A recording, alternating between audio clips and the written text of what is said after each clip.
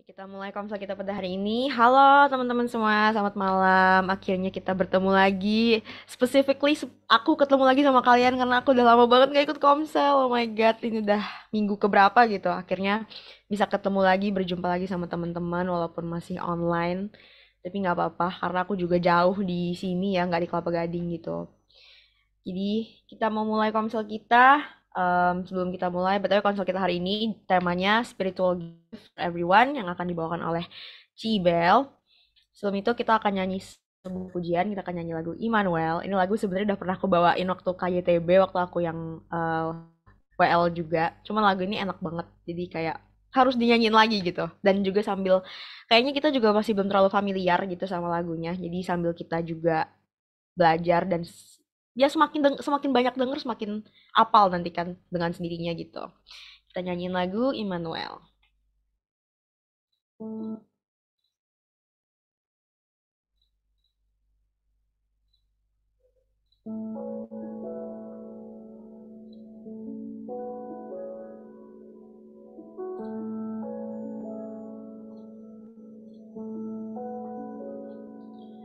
Bapakku datang dan berserah, ku nyatakan kau yang berkuasa dalam gelap, kau setia, kau cahaya hidupku.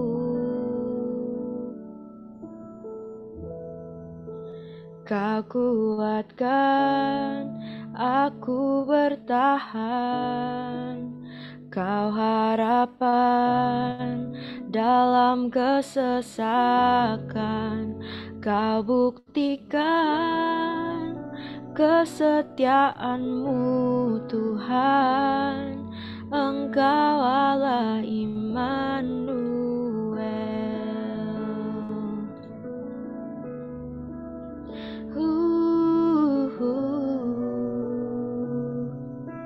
Bapakku datang untuk menyembah. Bapakku datang untuk menyembah, ku nyatakan kau yang bertahta dalam lemah, kau sempurna, kau cahaya bagiku. Kau kuatkan aku bertahan, kau harapan dalam kesesakan, kau buktikan kesetiaanmu Tuhan, Engkau Allah Immanuel. Kau kuatkan aku bertahan, kau harapan dalam kesesakan, kau buktikan kesetiaanmu Tuhan, Engkau Allah Immanuel. Immanuel, Immanuel. Immanuel, Immanuel, Engkau besertaku. Immanuel, Immanuel, Engkau Allah besertaku. Immanuel, Immanuel, Immanuel, Engkau besertaku. Immanuel, Immanuel, Engkau Allah besertaku. Kau kuatkan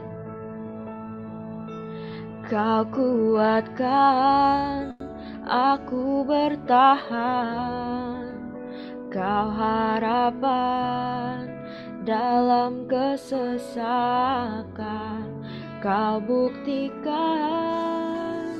kesetiaan-Mu Tuhan, Engkau Allah Immanuel. Kau kuatkan aku bertahan, Kau harapan dalam kesesakan. Kau buktikan kesetiaan-Mu Tuhan, Engkau Allah Immanuel. Engkau Allah Immanuel.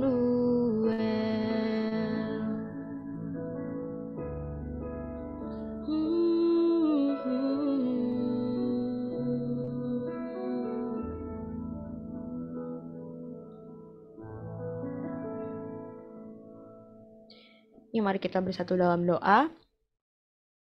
Tuhan Yesus, Allah Bapa kami yang bertata dalam kerajaan surga, terima kasih Tuhan karena kami boleh berkumpul bersama untuk berkomsel bersama lagi Tuhan. Berkati komsel kami hari ini dari awal pertengahan hingga akhirnya agar bisa berjalan dengan baik, dengan lancar, tidak ada gangguan apapun, termasuk koneksi internet kami juga Tuhan. Kami mau berdoa buat teman-teman kami yang mungkin masih dalam perjalanan pulang dan mungkin masih belum bisa bergabung bersama kami. Biarlah Tuhan yang sertai agar bisa sampai rumah dengan selamat Tuhan. Kami mau berdoa buat Cibel yang akan membawakan sedikit dari sharing Tuhan. Berkatilah dia agar dia bisa membawakan sharing dengan baik, dan juga berkatilah kami semua agar kami bisa mendengarkan dan juga tidak hanya mendengarkan tapi juga bisa menerapkannya dalam kehidupan kami sehari-hari Tuhan. Terima kasih Tuhan Yesus, kami sudah berdoa dan mengucap syukur. Haleluya, amin. Oke, next kita mau nyanyi lagu selanjutnya. Kita mau nyanyi lagu Allah Sanggup. Musik.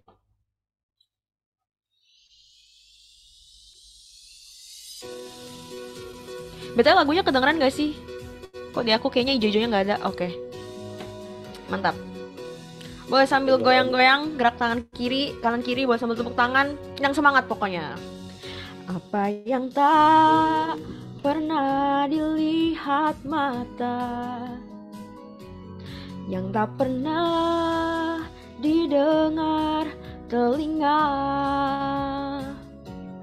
yang tak pernah timbul di dalam hati, semua disediakannya bagi yang mengasihi Dia. Allah sanggup, Allah sanggup melakukan segala perkara, dulu, sekarang, dan selamanya. Kuasanya tidak berubah. Allah sanggup melakukan segala perkara, dulu, sekarang, dan selamanya. Kuasanya tak berubah. Kita mau ulangin dari awal lagi ya.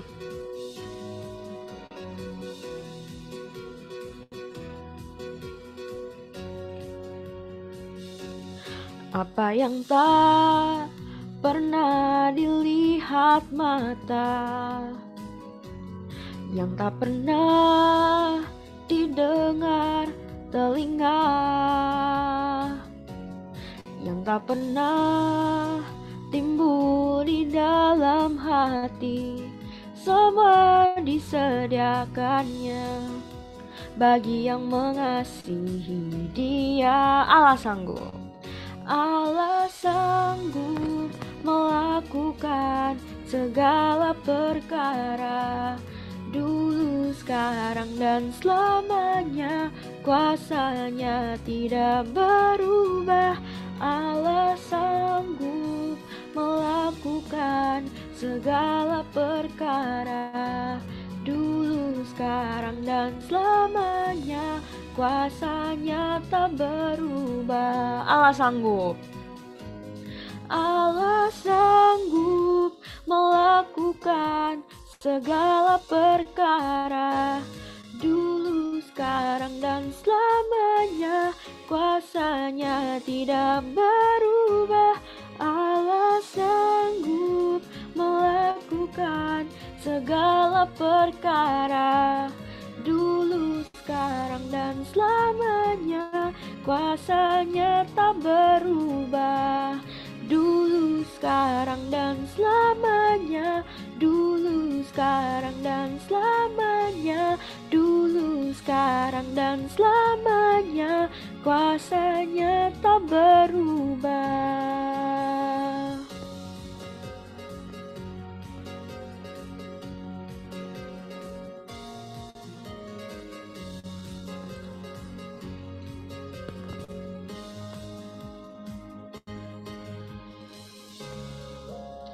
Oke, boleh tepuk tangan, beri kemuliaan buat Tuhan. Mantap. Oke, sebelum kita memasuki sharing yang akan dibawakan oleh Cibel, kita mau nyanyikan satu lagu terakhir. Ini juga kayaknya lagunya lumayan baru, kita nggak pernah nyanyiin, tapi ini lagu sangatlah enak banget dan bagus banget, dan aku sangat suka banget sama lagu ini. Lagunya Hillsong by the way. Dan ya, kita mau nyanyiin lagu This I Believe.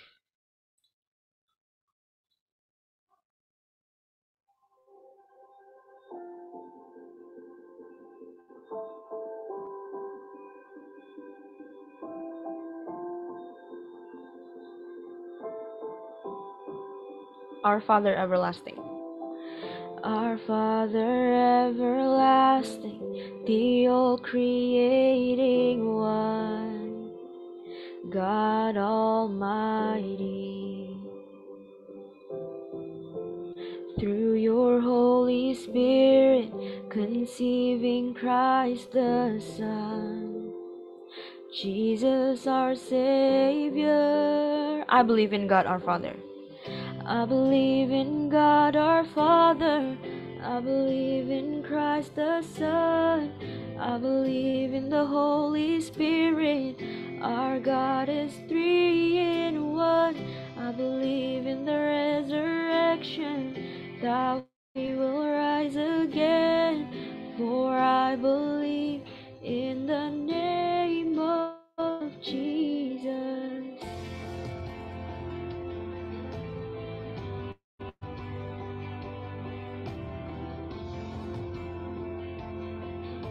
Our judge and our defender. Our judge and our defender, suffered and crucified. Forgiveness is in you. Descended into darkness, you rose in glorious life. Forever seated high. I believe in God. I believe in God our Father. I believe in Christ the Son. I believe in the Holy Spirit.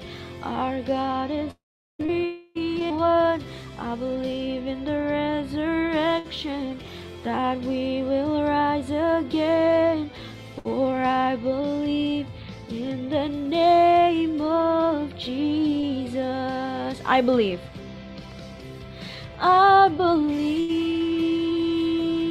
in you. I believe you rose again. I believe that Jesus Christ is Lord. I believe in you. I believe in you. I believe you rose again. I believe that Jesus Christ is Lord. I believe in God our Father. I believe in God our Father. I believe in Christ the Son. I believe in the Holy Spirit. Our God is 3 in 1. I believe in the resurrection, that we will rise again. For I believe in the name of Jesus. I believe in God our Father. I believe in Christ the Son. I believe in the Holy Spirit. Our God is 3 in 1. I believe in the resurrection, that we will rise again. For I believe in the name of Jesus. For I believe in the name of Jesus. For I believe in the name of Jesus.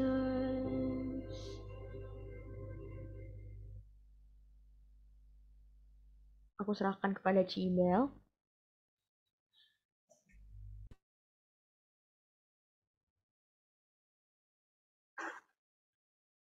Oke, sebelum kita sama-sama mau diskusi tentang firman Tuhan hari ini, kita akan satu dalam doa.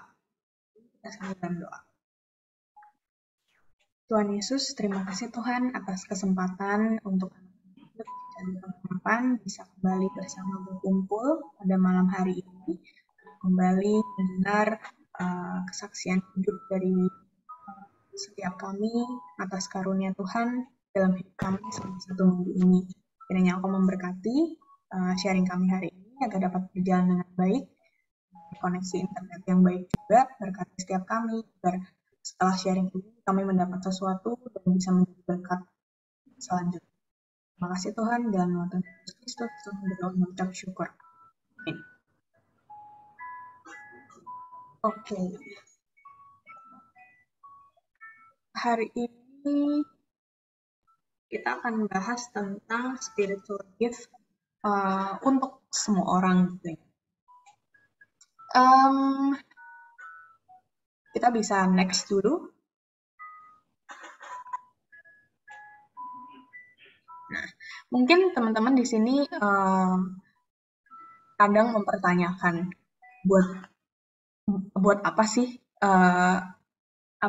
kadang kita pelayanan, misalnya kita pelayanan di bidang tertentu, terus kita mempertanyakan sebenarnya pelayanan ini tuh cocok nggak sih buat gua sendiri, buat aku gitu ya. Atau kadang malah kita bingung sebenarnya bisa pelayanan apa ya buat Tuhan yang kita merasa kita akan nyaman di situ. Boleh di nextin terus sampai terus kita juga pernah mempertanyakan kenapa ya ada orang yang bisa berbahasa roh. Kita tahu banyak gereja di luar gereja kita ya yang mereka sangat terbiasa menggunakan bahasa roh gitu. Kenapa kita enggak? Kenapa aku enggak gitu ya. Ada juga kita mungkin pernah mempertanyakan aku juga mau berdoa syafaat seperti si A gitu. Kita kadang melihat orang bisa berdoa segitu lancarnya, segitu sangat kena gitu ya. Kita juga pengen berdoa syafaat kayak dia, tapi kita merasa kita nggak bisa gitu. Atau lain lagi, misalnya kita merasa orang ngomong jago banget ya di depan gitu ya. Speakingnya bagus banget dan sekali dia ngomong tuh langsung masuk ke dalam hati, langsung kayak iya ya bener juga gitu. Atau kita pernah kadang mikir juga, ini Pak Pendeta tapi kok nggak pernah ngomong bahasa roh ya gitu. Pernah nggak mungkin teman-teman mikir gitu? Atau ada mungkin mempertanyakan hal lain seperti, emang benar ya orang lain bisa menyembuhkan orang lain juga, manusia bisa menyembuhkan manusia. Nah, pertanyaan-pertanyaan yang mungkin teman-teman juga pernah pertanyakan masing-masing teman-teman. Ini adalah pertanyaan-pertanyaan yang wajar ya, karena ketika kita belum pernah mengalaminya, pasti kita belum memahami lah. Apalagi kita tidak mendalaminya secara lebih lanjut gitu. Nah, hari ini kita mau belajar nih poin-poin yang aku sebutin di sini itu adalah sekilas tentang spiritual gift yang sebenarnya Tuhan itu udah kasih buat manusia gitu ya, memberi karunia lah. Spiritual gift itu karunia dari Dia yang semua orang itu dikasih sama dia, orang-orang yang percaya. Next lagi. Nah, hari ini kita ambil dari Roma 12 ayat 6. Kalimatnya, Demikianlah kita mempunyai karunia yang berlain-lainan menurut kasih karunia yang dianugerahkan kepada kita. Salah satu contohnya adalah, jika karunia itu adalah untuk bernubuat, baiklah kita melakukannya sesuai dengan iman kita. Jadi, di sini mau ditegesin dulu nih di awal. Karunia itu Tuhan kasih buat kita, semua orang yang percaya, itu berlain-lainan. Jelas ya di sini kita punya karunia yang berlain-lainan. Dan Tuhan juga bilang, kalau kita dikasih karunia itu, lakukanlah. Baiklah kita melakukannya sesuai dengan iman kita.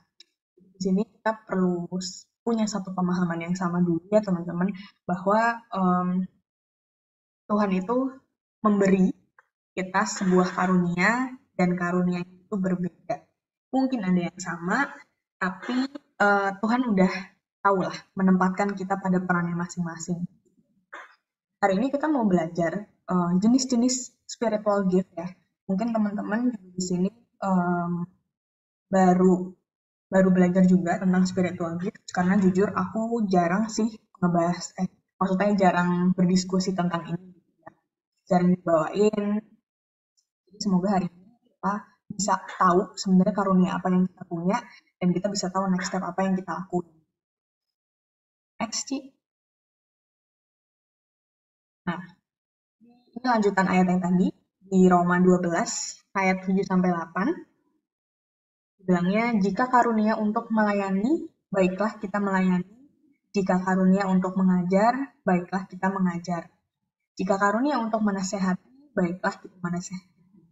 Siapa yang membagi-bagikan sesuatu, hendaklah ia melakukannya dengan hati yang ikhlas. Siapa yang memberi pimpinan, hendaklah ia melakukannya dengan rajin. Siapa yang menunjukkan kemurahan, hendaklah ia melakukannya dengan sukacita. Di ayat ini ada disebutin 6 jenis spiritual gift yang Tuhan udah kasih buat umatnya. Melayani, mengajar, menasehati, membagikan, memimpin, dan kemurahan. Kita udah nemu 6 nih ya. Nanti kita akan bahas lagi. Next-nya, Ci. Nah, terus di 1 Korintus 12 ayat 8-10 juga disebutkan, aku coba bacain lagi ya. Sebab kepada yang seorang roh memberikan karunia untuk berkata-kata dengan hikmat, dan kepada yang lain roh yang sama memberikan karunia berkata-kata dengan pengetahuan. Kepada yang seorang roh yang sama memberikan iman, dan kepada yang lain ia memberikan karunia menyembuhkan. Kepada yang seorang roh memberikan kuasa untuk mengadakan mukjizat, dan kepada yang lain ia memberikan karunia untuk bernubuat. Dan kepada yang lain lagi ia memberikan karunia untuk membedakan bermacam-macam roh. Kepada yang seorang ia memberikan karunia untuk berkata-kata dengan bahasa roh, dan kepada yang lain ia memberikan karunia untuk menafsirkan bahasa roh itu. Banyak banget nih di sini jenis-jenis karunia yang Tuhan udah kasih buat kita ya.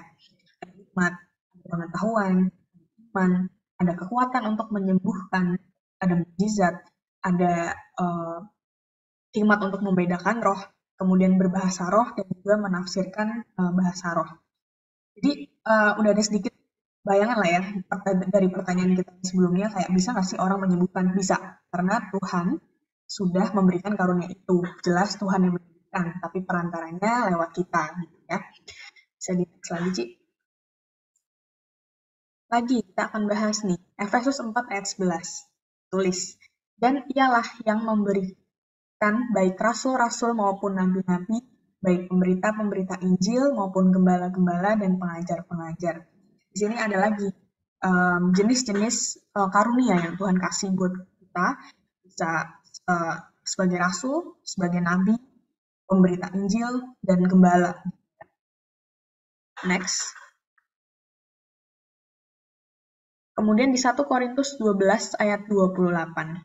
Di sini ada satu, mungkin kalau yang tadi, yang sebelumnya kita bisa membahas jenis-jenis karunia yang tertulis secara jelas ya.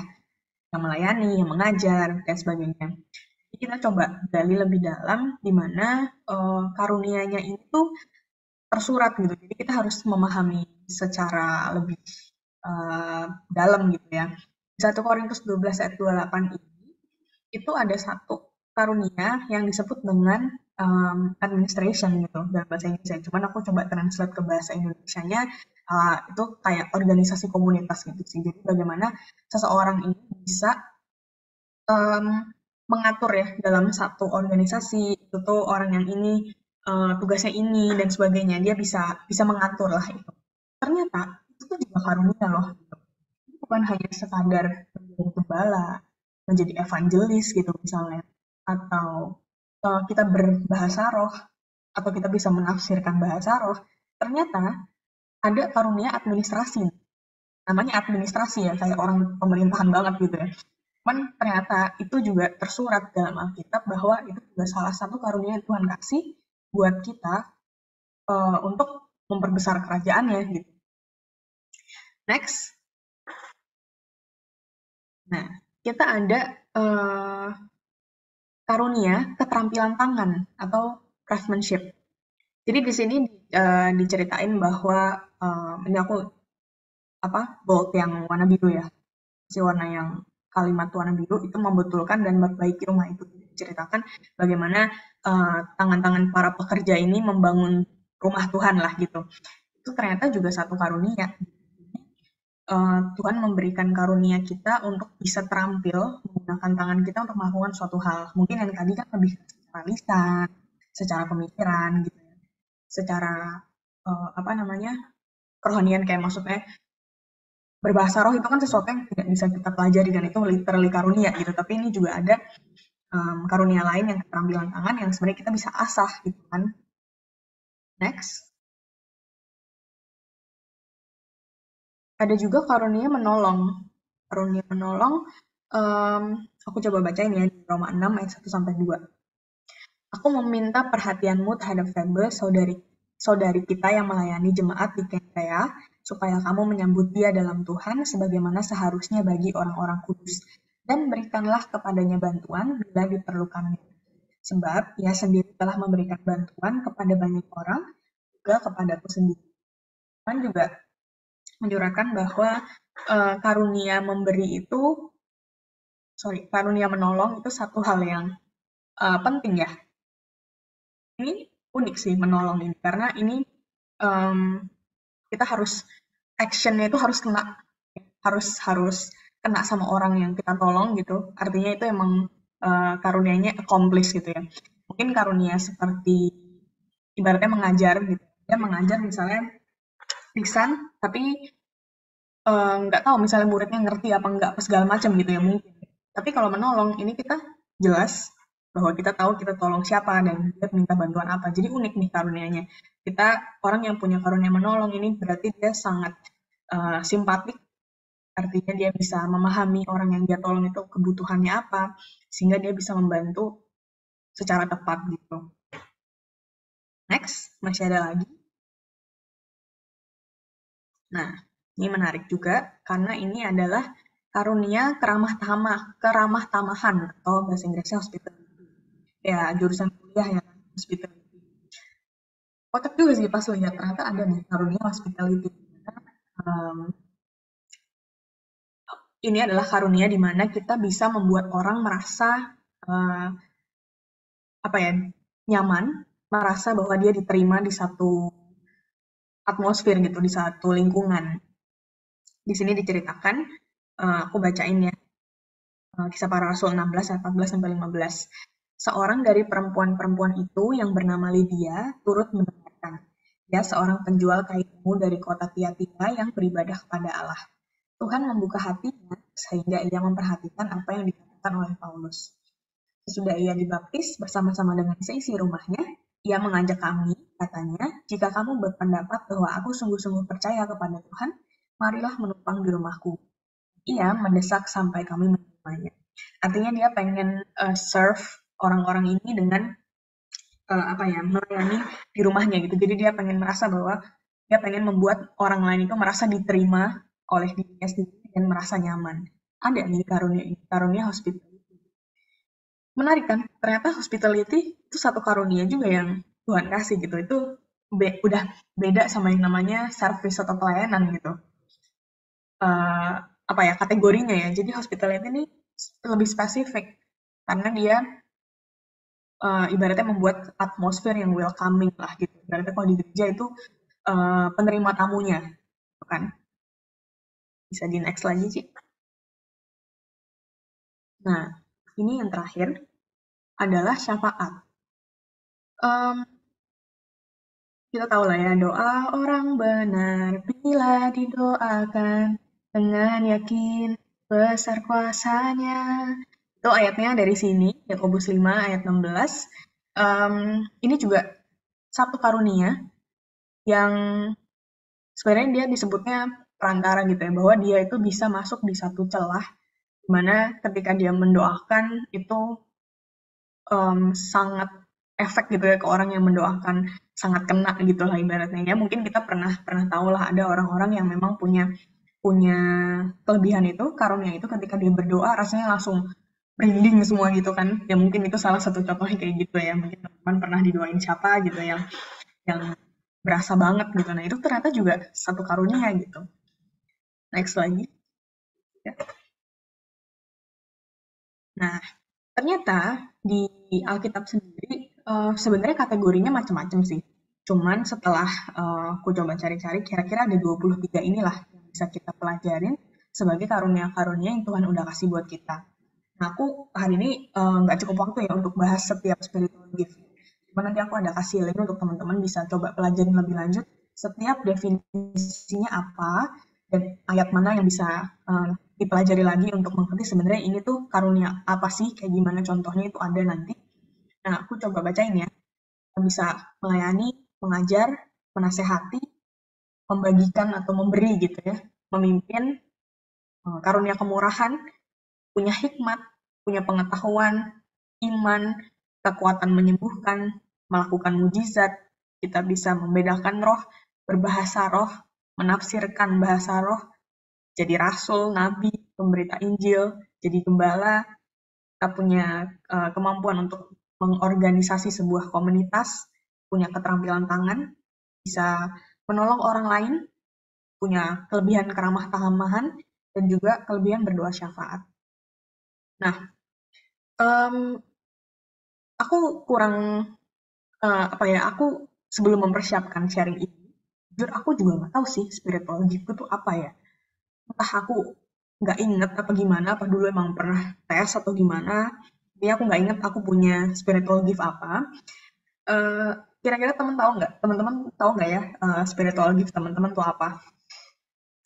Karena itu penting banget buat kita bisa memposisikan diri dan berperan di mana kita berada, dimanapun itu ya. Memahami bahwa setiap orang punya karunia yang berbeda-beda dan karunianya ini saling melengkapi, kita akan jauh lebih mudah untuk bisa melakukan semuanya itu satu tujuan. Jadi kita bisa mengerti bahwa oh ya, orang A bisa melakukan misalnya dia lebih bisa menasehati dibanding kita. Oh, orang yang ini memang bisa berbahasa roh dan menafsirkan misalnya. Oh, orang yang ini memang punya pengetahuan yang banyak, makanya dia bisa influence lebih banyak orang gitu misalnya. Ya macam-macam. Jadi kita tuh dalam gereja atau dalam komunitas kita bisa memposisikan diri dan kita bisa berperan maksimal karena kita udah tahu nih, oh kita kuatnya di sini. Jadi ya itu yang akan kita lakukan gitu ya. Bukan berarti kita meremehkan karunia yang lain yang kita nggak punya. Dan sebaliknya, kita yang sombong karena merasa karunia kita jauh lebih baik gitu misalnya dibanding karunia orang lain gitu ya. Tapi dengan mengetahuinya, kita bisa mengasahnya biar pelayanan kita itu komplit, maksimal, dan kita tahu misalnya dalam satu komunitas youth ini semuanya bisa saling melengkapi lah dengan karunia-karunia yang udah Tuhan kasih buat kita. Bisa di next lagi. Nah, ini link buat teman-teman yang mau coba tes untuk spiritual gift teman-teman. Ini sayangnya tersedia cuma dalam bahasa Inggris. Jadi ya tadi aku juga agak sulit, jadi setengah-setengah Google Translate ya. biar cepet gitu, karena kita harus kerjanya kira-kira 5 menit. Nah ini nggak harus kita sekarang, tapi boleh teman-teman coba nanti biar kita juga semua tahu sebenarnya karunia kita tuh apa sih gitu. Dan di website ini juga dijelasin definisi setiap karunia yang ada 23 tadi ya. Jadi teman-teman juga lebih memahami kalau misalnya ya, aku dapetnya misalnya yang membedakan roh, apaan sih membedakan roh gitu. Nah, nanti teman-teman bisa jauh lebih paham dari ayat Alkitab yang udah diurain juga gitu. Karena posisinya di sini aku juga bukan orang yang memahami semua karunia gitu ya. Kalau ada pertanyaan-pertanyaan nanti lebih lanjut tentang karunia, mungkin kita bisa request untuk dibahas gitu ya di KYTB atau di mana gitu. Nah ini salah satunya, jadi misalnya nanti kita mau nanya, kita udah tahu nih, oh saya pas ngetes tuh hasilnya ini gitu kan, kita bisa banyak menggali lah sebenarnya gimana cara mengasah karunia kita yang udah kita tes ini. Next-nya. Nah, ini aku tadi coba tes, hasilnya itu yang pertama administrasi guys. Ini emang saya cocok nih jadi PNS gitu. Kita jadi administrasi tuh yang tadi yang organisasi komunitas gitu ya. Terus yang kedua dapatnya yang craftsmanship. Mungkin nggak sia-sia aku sekolah arsitektur karena dapatnya craftsmanship ya. Dia merasa bahwa oh iya ada gunanya juga gitu ya. Terus yang ketiga faith. Faith ini tuh jadi satu karunia yang merasa yang kita tuh bisa percaya bahwa setiap situasi itu Tuhan ada gitu sama kita. Itu tuh iman gitu. Dan ternyata itu ada gitu di aku. Aku juga kayak, oh iya ya gitu. Ini yang baru nggak tuh yang ini nih. Kalau yang administrasi sama craftsmanship aku masih oke lah gitu. Yang faith ini juga aku baru nggak nih. Terus ternyata aku juga dapat karunia yang membedakan roh nih. Nah, aku harus pelajarin lebih lanjut lagi kan ini sebenarnya itu apa gitu ya. Dan yang terakhir aku dapat karunia leadership. Bisa di next lagi, Jessica. Nah, aku bingung. Lah kok faith-ku bisa lebih dari leadership-ku ya? Aku ego merasa bahwa oh, gue itu orangnya ngelit banget nih kenapa poin karunia leadership itu kecil gitu kan.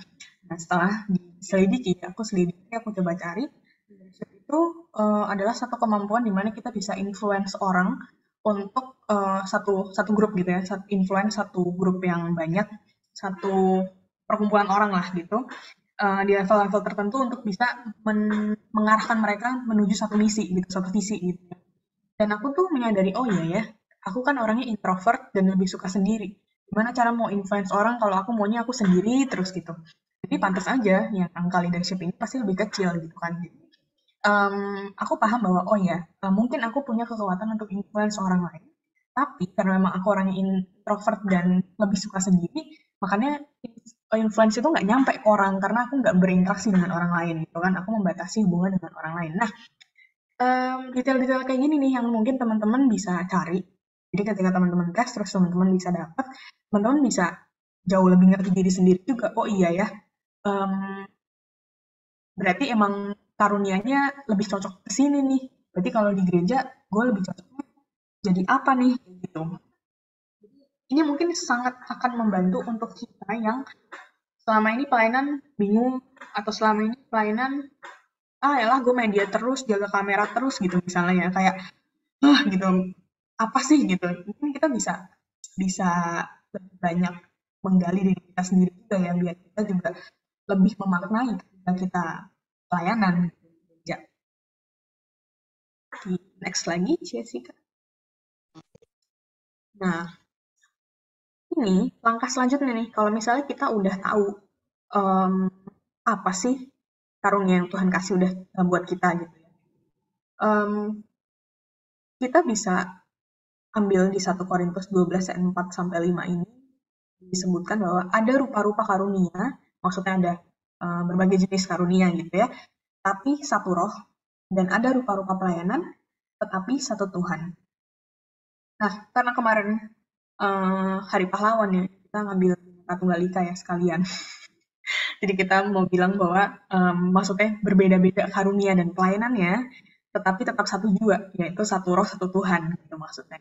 Jadi dengan berbagai jenis karunia yang Tuhan udah kasih ke setiap kita, tujuan cuma satu, buat besarin kerajaannya, buat memuliakan Tuhan.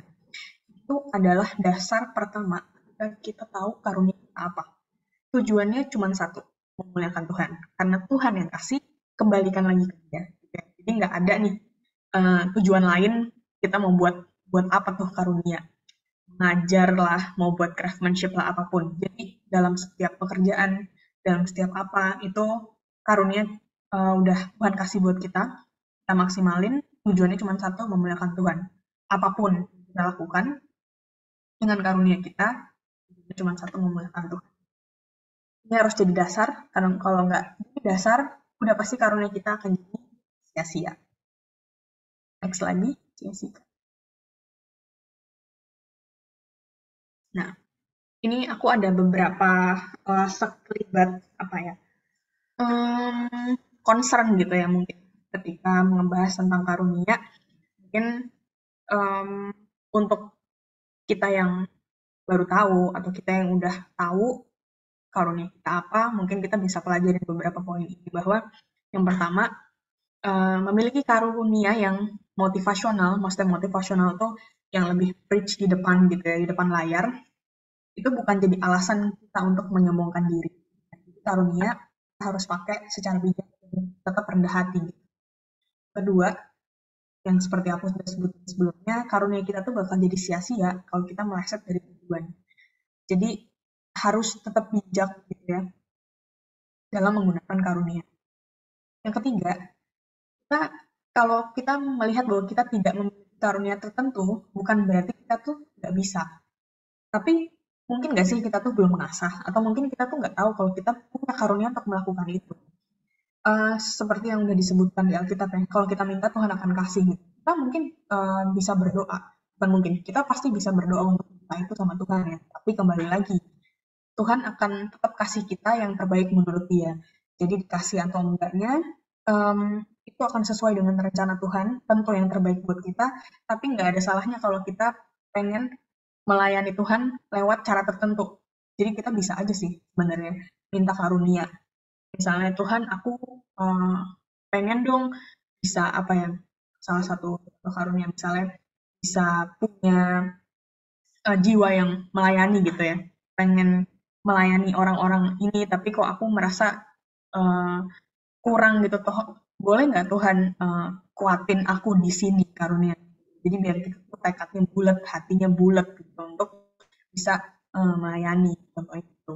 Jadi jangan merasa bahwa apa ya, bahwa kita nggak bisa melakukannya gitu, cuman ya kita tahu peran kita lah gitu. Kalau ada panggilan tertentu, tapi kita mungkin belum punya pengalaman, bisa juga hasil tesnya tuh nggak menunjukkan kita punya karunia itu gitu ya, karena kita belum pernah punya pengalaman itu sebelumnya. Makanya kita harus asah, kita harus cari tahu lebih dalam lagi kita seperti apa. Yang keempat, kita perlu minta hikmat dari Tuhan. Tuhan mau apa dengan karunia kita. Jadi kalau kita udah merasa oke nih, gue punya karunia mengajar misalnya. Tuhan, kita harus selalu minta ya sama Tuhan, ya sumber hikmat kita gitu. Tuhan mau apa dengan aku bisa mengajar ini, Tuhan? Aku bisa ngajar apa? Aku bisa ngajar siapa? Ngajar di mana? Kapan gitu kan? Bukan berarti mengajar artinya kita harus jadi guru atau dosen ya. Tapi maksudnya kita bisa share knowledge kita di gereja, dimanapun. Ketika kita ngobrol sama orang, sesimpel apa ya, ngajar apa ya, sesimpel misalnya ngajarin orang masak gitu misalnya. Itu kan sebenarnya konteksnya mengajar ya. Mengajar itu kan, karunia mengajar itu adalah karunia di mana kita bisa menjelaskan sesuatu dengan baik dan orangnya paham gitu. Orang bisa melakukannya juga gitu kan. Itu bisa lewat apapun gitu. Jadi ya kita harus sangat-sangat berhikmat, minta terus sama Tuhan, tanya, Tuhan mau karunia kita itu dipakai untuk apa dan gimana. Dan yang terakhir, kita perlu tahu bahwa meremehkan karunia lain gitu ya ketika kita sombong gitu, itu sama aja meremehkan anugerah Tuhan. Karena karunia ini kasih dari Tuhan gitu kan. Makanya aku kasih judul di sini Wise and Humble. Jadi Dengan karunia yang udah Tuhan kasih, kita harus tetap berhikmat dan tetap rendah hati. Next lagi, jika. Nah, terus ini poin 5 yang terakhir adalah kita harus bisa encourage diri kita sendiri. Jadi kita harus dorong nih, support diri kita untuk bisa maksimalkan karunia yang kita punya. Yang pertama, poinnya adalah karunia ini dipakai untuk melayani Tuhan bersama-sama. Jadi kita nggak perlu merasa terkotak-kotakan dan membeda-bedakan. Oh dia yang karunianya evangelis nih, kayak merasa suci gitu kan. Emang karunia yang keramah tamahan, yang hospitality itu levelnya lebih rendah. Nggak juga kan, nggak berarti kita juga terkotak-kotakan. Justru dengan saling melengkapi gitu kan. Ya bisanya di depan layar, oh berarti bisanya di belakang layar, ya oke. Nggak, bukan kita nggak harus terkotak-kotakan dengan. Jadi ketika kita tahu karunia kita apa, jangan jadi rendah diri gitu ya. Kita harus tahu bahwa kita sama gitu levelnya. Yang kedua, kita perlu paham bahwa Tuhan udah taruh kita di gereja ini dengan karunia yang juga udah Dia pilih buat kita harus pakai buat jadi berkat. Jadi nggak bisa didiemin doang. Karena ya kalau didiemin akan jadi sia-sia gitu kan. Jadi jangan takut misalnya ya apa ya, misalnya kita tahu bahwa kita punya karunia tertentu, tapi karena kita nggak pernah asah, kita takut untuk melakukannya, atau mungkin karena itu tidak pernah kita lihat di gereja kita, dan juga takut, itu juga satu hal yang jangan sampai terjadi gitu ya. Kalau kita tahu kita punya karunia tertentu, dan kita bingung, kita harus tanya, karena kita harus pakai itu gitu. Yang ketiga, kita harus tahu bahwa karunia yang kita punya itu sama pentingnya dengan yang lainnya. Jadi jangan sampai kita meremehkan karunia kita sendiri dan jadinya tidak menggunakan yang gitu ya. Karena ya karunia dia lebih dipakai, misalnya karunia bala itu lebih dipakai. Nggak kayak gitu, jadi semuanya sama. Terus yang keempat, kita harus asah karunianya, jangan takut belajar. Belajar itu dalam konteks kayak ya kalau kita tahu karunia kita misalnya apa, melayani atau apapun lah gitu ya, kita bisa minta kritik dan saran orang lain gitu. Misalnya kita punya karunia misalnya keterampilan tangan, ada hasilnya nih, kita bisa tanya orang lain kan, gimana hasilnya, oke nggak, bla bla bla gitu. Jadi jangan takut belajar, karena kritik dan saran itu adalah step termudah untuk kita bisa tahu, kita bisa improve di mana untuk memaksimalkan karunia yang kita punya.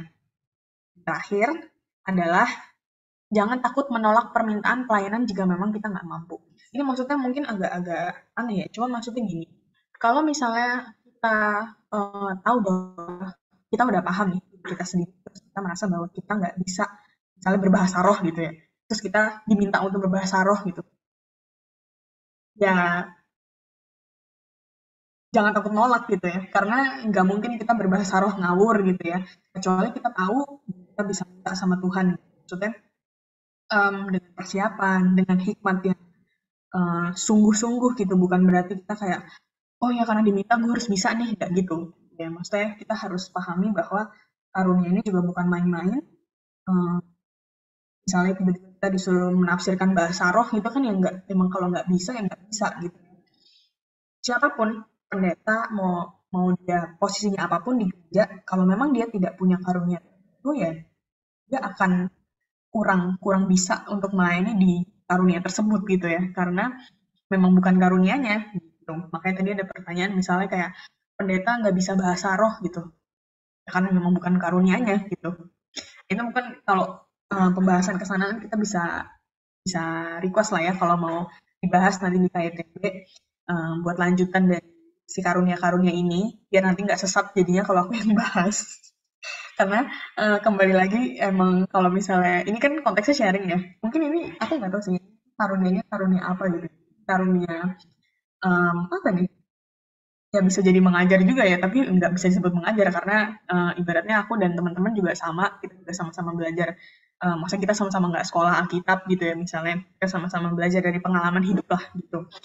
Ya, em, ini buat pengetahuan kita aja dan point of view pula tentang gimana memandang karunia. Bisa di next lagi, Cika. Nah, ini nih yang penting menurutku sebagai salah satu aksi kita terhadap karunia kita punya. Start dari mana? Dari gereja kita. Coba ya, kita hubungkan karunia kita dengan gereja kita.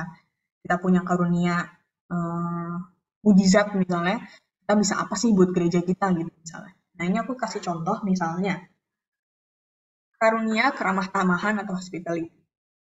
Prakteknya, misalnya dia bisa mikir nih, sebenarnya aku paham sih cara untuk buat orang tuh ngerasa diterima gitu ya, ngerasa welcome dan ngerasa nyaman. Mungkin aku bisa coba sampein ke gereja nih.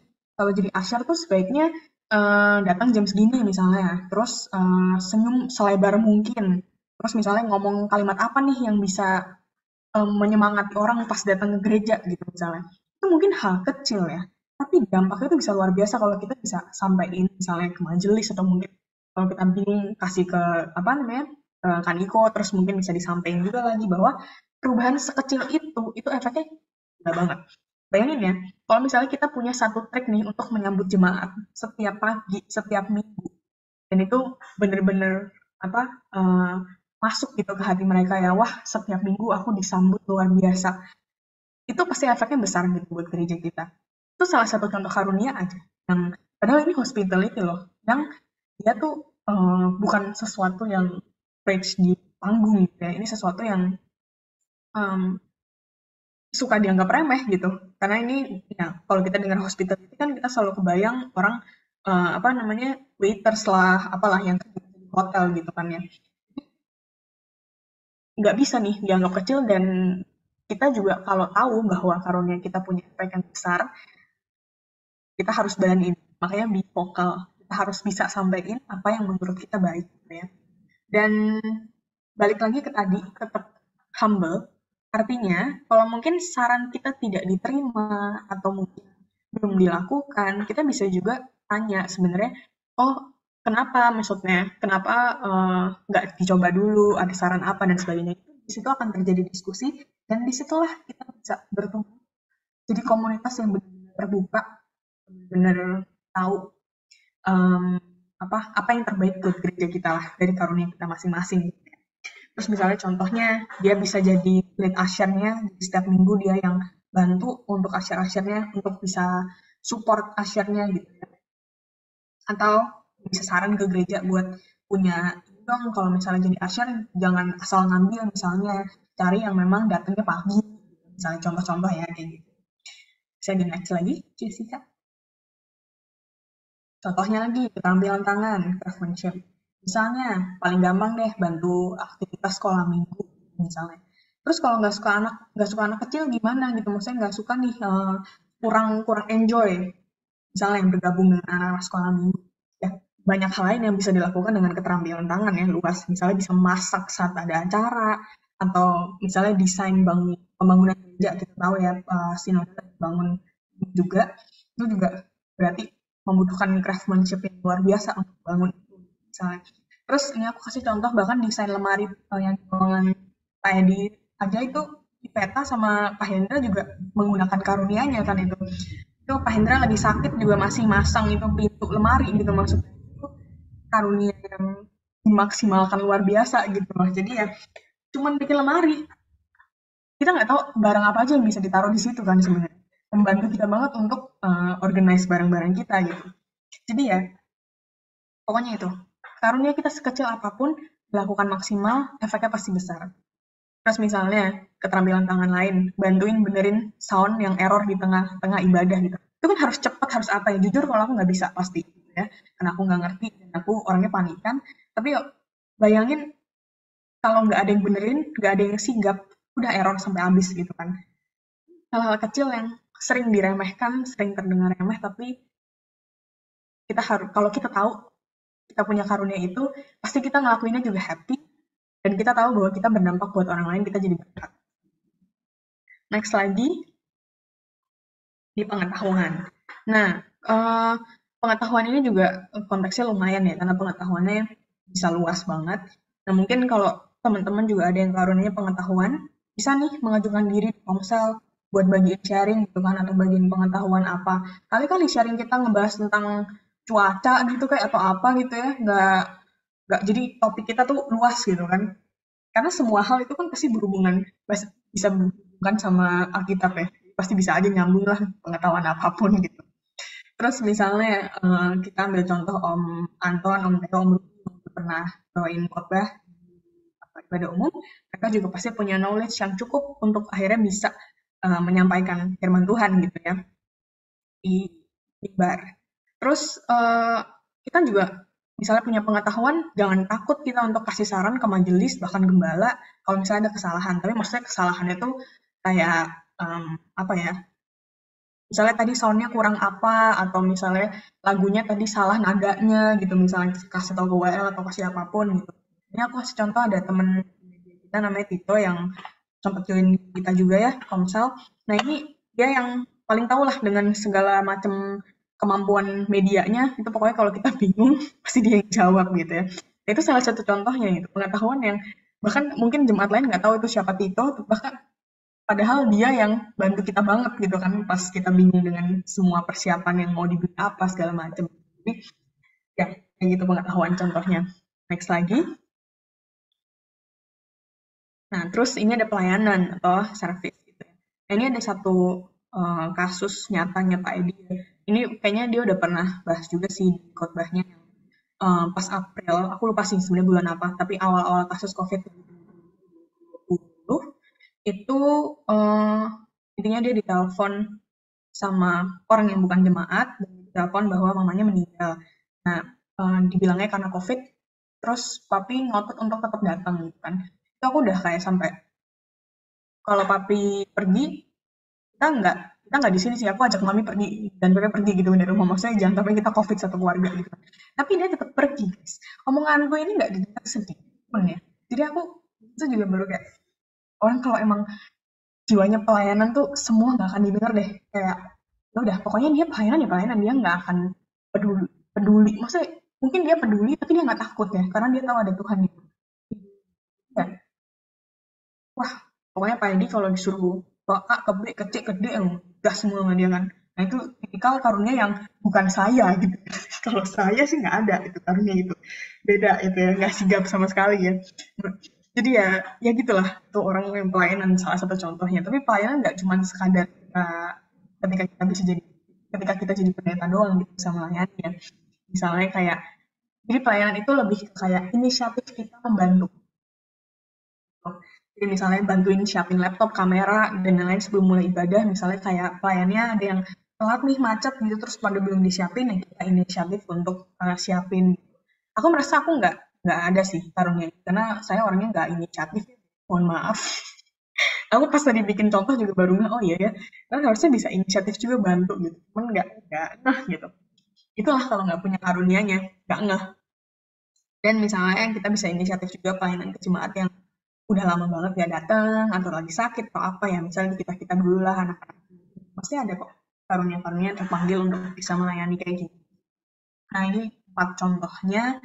Em, Semoga dengan tes dengan website tadi teman-teman bisa tahu banyak karunia, bisa memahami setiap karunia, bisa tahu kita tuh punya karunia apa, em, bisa minta hikmat juga sama Tuhan untuk tahu karunia kita ini mau dibawa kemana dan kita harus bisa encourage diri kita sendiri, dorong diri kita semaksimal mungkin untuk kita bisa vokal nih, start dari diri kita. Kita omongin aja semua hal yang menurut kita salah gitu misalnya, atau yang menurut kita baik juga bisa kita apresiasi. Oh yang ini udah oke, yang ini tapi kurang gitu misalnya. Jangan jangan disimpan gitu karunianya karena sayang banget gitu ya. Next lagi, Jessica. Nah, jadi kebayang kan teman-teman seberapa powerful-nya kalau kita bisa memaksimalkan karunia kita buat memuliakan Dia. Dari tadi contoh-contoh yang aku udah kasih, hal-hal kecil yang efeknya besar. mungkin orang nggak ngeh kalau itu kita yang buat, tapi buat apa?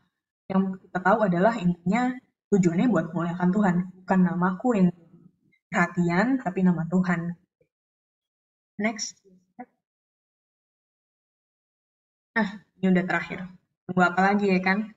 Intinya Tuhan memberkati kita, God bless us, and we are blessed to bless gitu. Jadi Tuhan udah kasih kita karunia, dan kita udah terberkati dengan karunia-Nya. Marilah kita memberkati, berkat buat orang lain lewat karunia. Itu teman-teman, semoga pembahasan spiritual gift hari ini bisa sedikit lah membukakan bahwa menyadarkan bahwa kita perlu tahu ya karunia kita apa, dan teman-teman bisa nanti tes dan juga memahami lebih lanjut, dan mungkin next bisa dibahas lagi kalau memang teman-teman pada tertarik dengan tema ini. Tuh. Ya, sekian dari aku teman-teman. Mungkin ada yang mau menambahkan atau mungkin ada yang bertanya, tapi kalau bertanya mungkin aku nggak bisa jawab, nanti kan aku bisa bantu ya daripada sesatnya dia aku. Itu teman-teman. Ini mau ditutup dulu ya? Ya, atau gimana? Oke.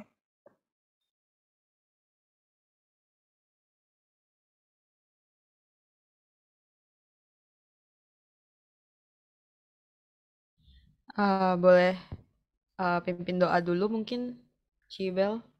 Oke. Oke. Oke, untuk tutup sharing kita hari ini, mari kita satu dalam doa ya.